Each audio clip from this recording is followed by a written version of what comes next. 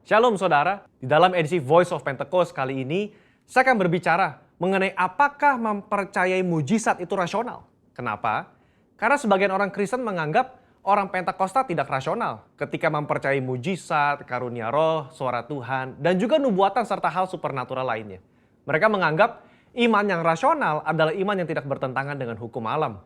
Apakah benar demikian? Mari kita simak penjelasannya.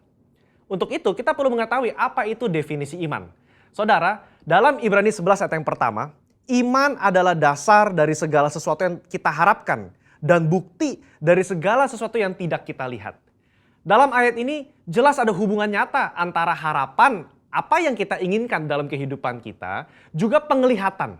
Kita ambil contoh, salah satu pahlawan iman di dalam pasal 11 yaitu Yusuf.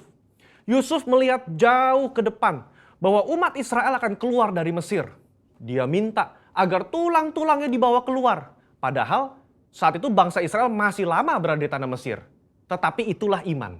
Iman Yusuf menjadi dasar dari sesuatu yang dia harapkan sesuai dengan janji Tuhan. Dan dia berani berkata-kata. Pembacaan seperti inilah yang ditegaskan oleh umat Pentakosta ketika kita berbicara tentang iman. Bahwa apa yang dialami oleh tokoh Alkitab dapat juga dirasakan dan dialami oleh kita hari ini. Iman Pentakosta bukan hanya pengakuan kognitif semata, tetapi iman yang dihidupi dari hari ke hari. Kita percaya sepenuhnya bahwa Alkitab diinspirasikan Roh Kudus untuk mengungkapkan isi hati Allah kepada manusia. Saya bacakan di dalam Yohanes 14 ayat yang ke-6. Tuhan Yesus berkata, kata Yesus kepadanya, "Akulah jalan dan kebenaran dan hidup. Tidak ada seorang pun yang datang kepada Bapa kalau tidak melalui aku." Yesus tidak mengatakan bahwa dia akan menunjukkan kita kebenaran. Tapi Yesus sendiri mengatakan bahwa akulah kebenaran itu sendiri. Jadi jika Yesus adalah kebenaran, maka apa saja yang dikatakan oleh dia adalah benar adanya. Dengan demikian, kita dapat percaya kepada dia yang berjanji.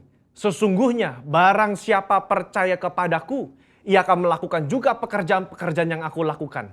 Bahkan pekerjaan-pekerjaan yang lebih besar daripada itu, sebab aku pergi kepada Bapa.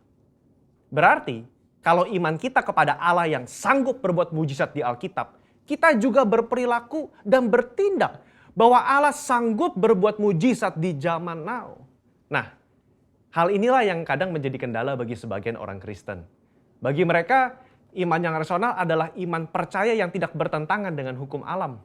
Kalau ada mujizat atau hal supernatural terjadi, mereka beranggapan berarti Allah sedang melawan hukum alam yang dibuatnya sendiri.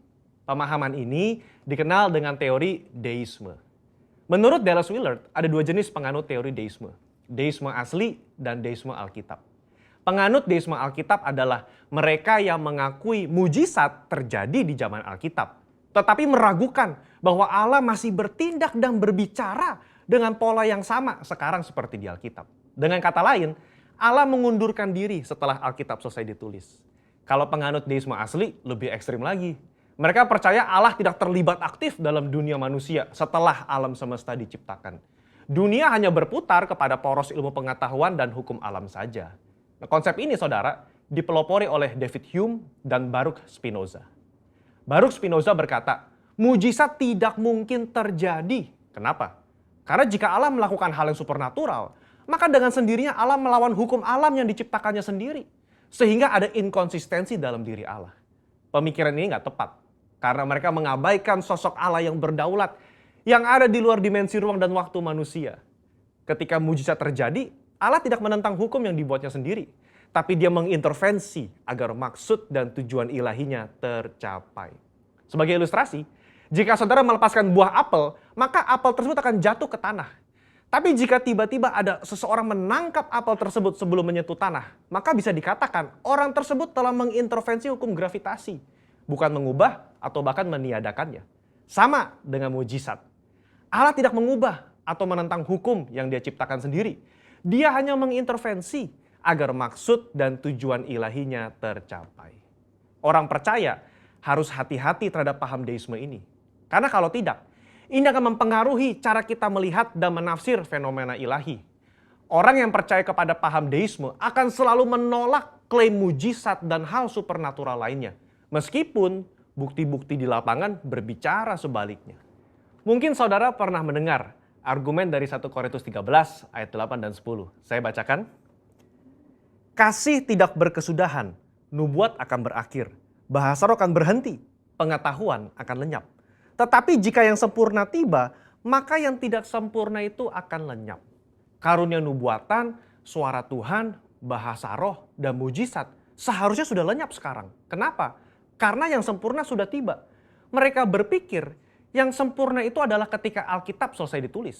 Padahal kalau dilihat dari konteks tulisan Paulus secara menyeluruh, banyak teolog dan gereja mengafirmasi bahwa yang dimaksud dengan sempurna itu adalah kedatangan Yesus kali yang kedua untuk menjemput umatnya.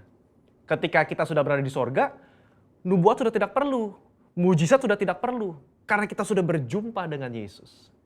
Saudara, kalau saya boleh rangkum, maka mempercayai mujizat adalah ekspresi dari iman yang rasional. Iman yang rasional itu melibatkan logika, otoritas firman, dan pengalaman rohani. Apa yang Roh Kudus katakan kepada saudara lewat firman-Nya, itulah yang kita hidupi dan perkatakan. Kalau Yesus yang kita sembah memberikan begitu banyak contoh dalam pelayanannya dengan mujizat, mari kita melayani dengan semangat dan percaya bahwa Roh Kudus-Nya akan meneguhkan pelayanan kita semua dengan tanda dan mujizat. Haleluya. Saudara, untuk penjelasan lebih lengkapnya dari tim teologi kami, jangan lupa buka link yang ada di atas atau scan QR Code yang tersedia. Tuhan Yesus memberkati. Amin.